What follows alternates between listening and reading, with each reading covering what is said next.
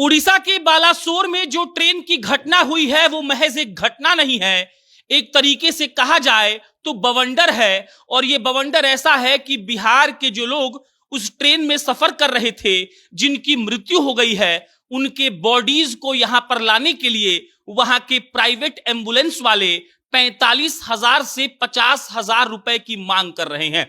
सरकार कह रही है कि वो वहां पर एकदम से तैयारी कर रही है, लेकिन असलियत यह है कि बिहार के रक्सौल के और पूर्वी चंपारण के कई ऐसे मजदूर हैं जो घायल हैं। 3, 4, 5 की जान भी चली गई है। एग्जैक्ट नंबर हम नहीं बता सकते हैं, लेकिन एक असलियत यह है कि जिनकी जान चली गई है और जब घायलों के द्वारा उनके परिजनों को फोन किया गया, तब उनके बॉडी को बिहार लाने के लिए वहां के निजी एम्बुलेंस वाले 45,000 से 50,000 रुपए तक का मांग कर रहे हैं।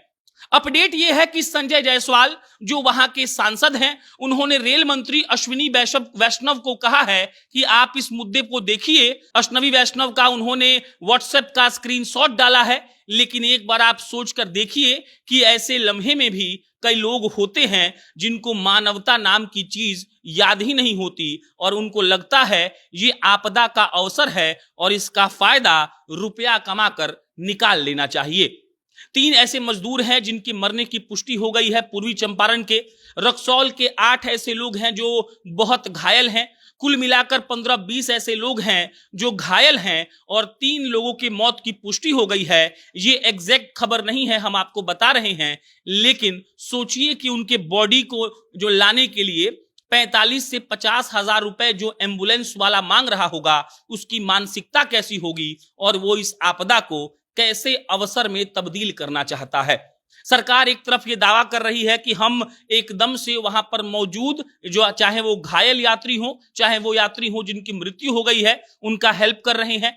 कई तरह का घोषणा हुआ है पैसे का, लेकिन 50,000 रुपए सिर्फ वो एम्बुलेंस वाला मांग रहा है जिस एम्बुलेंस पर डेड बॉडीज को लाया जाएगा।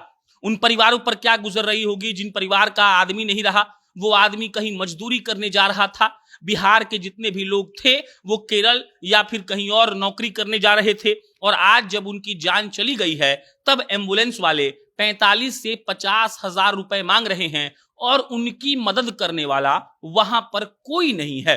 ये सोचकर आप 1 मिनट के लिए सिहर जाएंगे।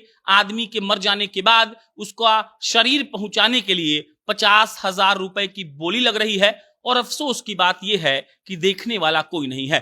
मौत के आंकड़े की बात करें तो लमसम 300 तक मौत का आंकड़ा पहुंचने वाला है। सरकार कुछ बताने को तैयार नहीं है। हर मिनट खबर बदल रही है। कभी कोई कह रहा है कि आमने सामने से ट्रेन में टकराव हो गया था, कभी कोई कह रहा है कि ट्रेन पटरी से उतर गई थी, उसके बाद जाकर टक्कर खा गई, कभी कोई कह रहा है कि ट्रेन स्पीड में थी जिसके चलते ये सब हो गया।